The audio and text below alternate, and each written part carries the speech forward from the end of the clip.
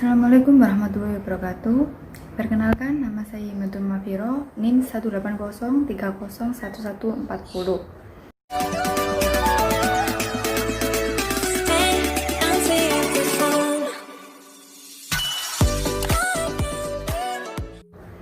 Di sini saya akan mempresentasikan mengenai beberapa materi, yaitu yang pertama tentang anggaran penjualan, yang kedua tentang anggaran produksi, yang ketiga anggaran biaya produksi, dan yang terakhir yaitu anggaran beban operasi.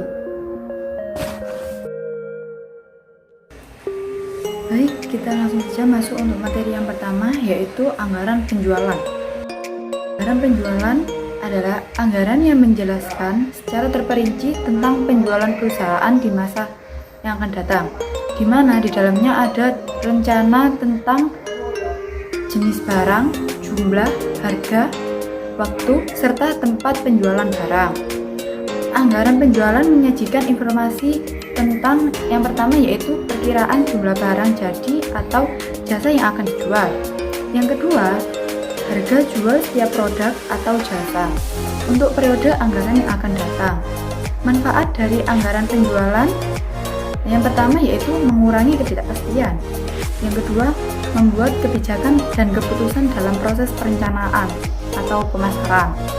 Yang ketiga, sebagai pengendalian. Dan yang keempat, sebagai tempat mencarinya laba atau profit perusahaan. Faktor yang mempengaruhi anggaran penjualan yaitu faktor internal dan faktor eksternal.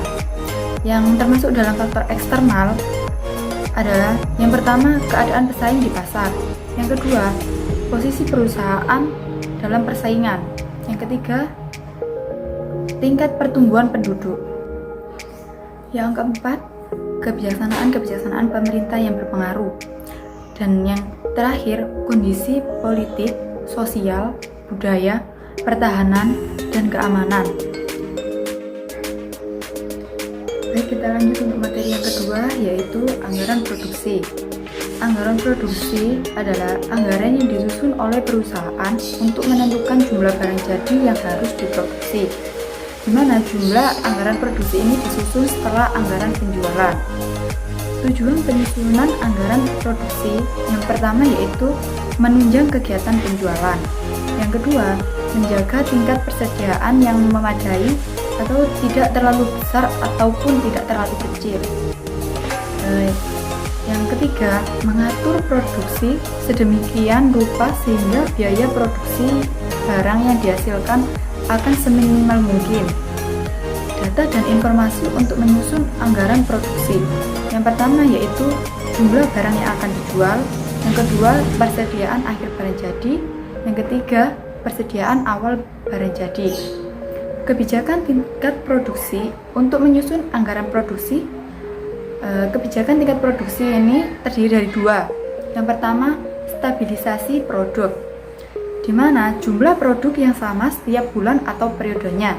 Yang kedua yaitu stabilisasi persediaan, jumlah persediaan stabil atau tidak fluktuatif.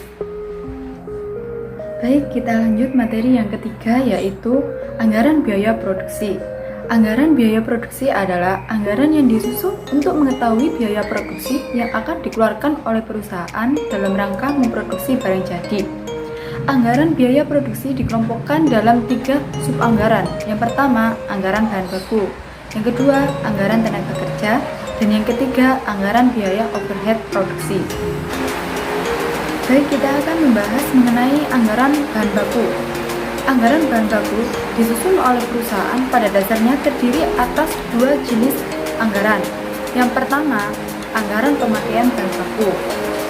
Anggaran pemakaian bahan baku ini yang menentukan jumlah dan nilai bahan baku yang diperlukan untuk kegiatan produksi dalam satu periode anggaran.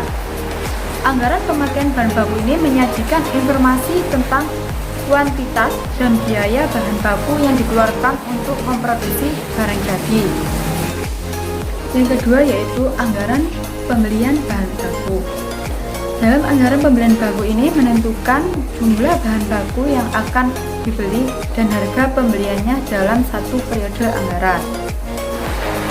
Selanjutnya kita akan membahas mengenai anggaran tenaga kerja langsung.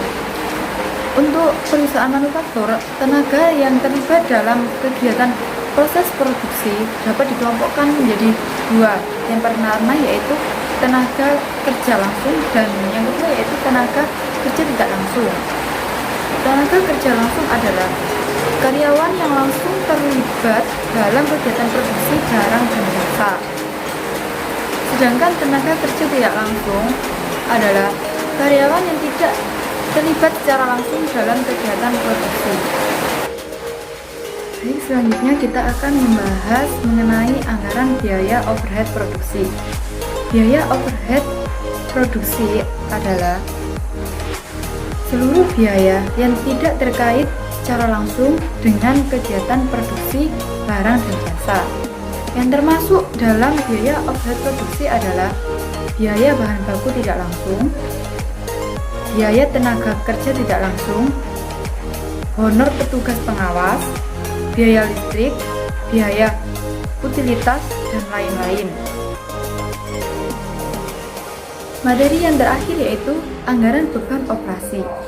Anggaran beban operasi adalah rencana atau kegiatan yang dikeluarkan untuk kegiatan-kegiatan selain kegiatan produksi.